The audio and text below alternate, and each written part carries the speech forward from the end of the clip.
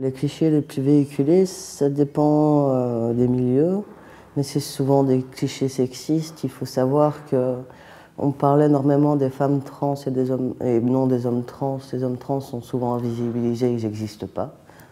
J'existe, j'en suis sûre.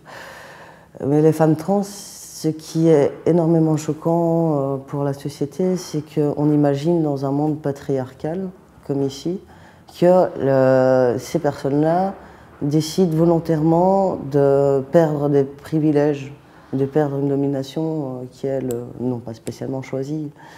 Du coup, c'est aussi pour ça qu'on pense que c'est un peu ridicule ou absurde venant de ces personnes-là.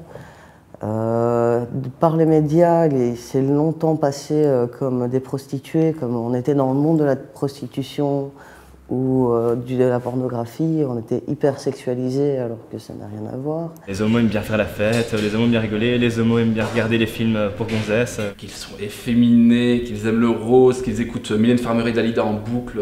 Non, bah, les lesbiennes, elles n'ont pas de sexualité, donc elles se font des tresses et elles jouent aux cartes au lit. Le cliché de la lesbienne garçon manqué, qui sait pas s'habiller, qui est pas belle. Le pire cliché, je pense, c'est celui qui concerne le sida. Aussi énormément le fait qu'on nous prenne pour des malades mentaux. Ils confondent être trans et être malade.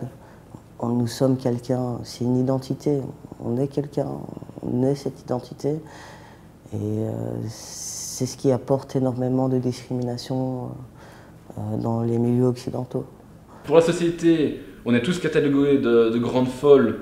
Les médias n'aident pas en même temps. Lors de la Gay Pride, on nous montre juste ceux qui sont en tutu rose sur les chars. Les lesbiennes elles détestent les hommes, ça c'est sûr. La personne bisexuelle ne sait pas choisir en fait. Il faudrait qu'elle choisisse.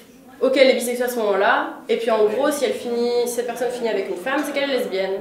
Visiblement, les gens qui disent ça n'ont jamais rencontré de lesbienne de leur vie, sinon ils sauraient que c'est faux.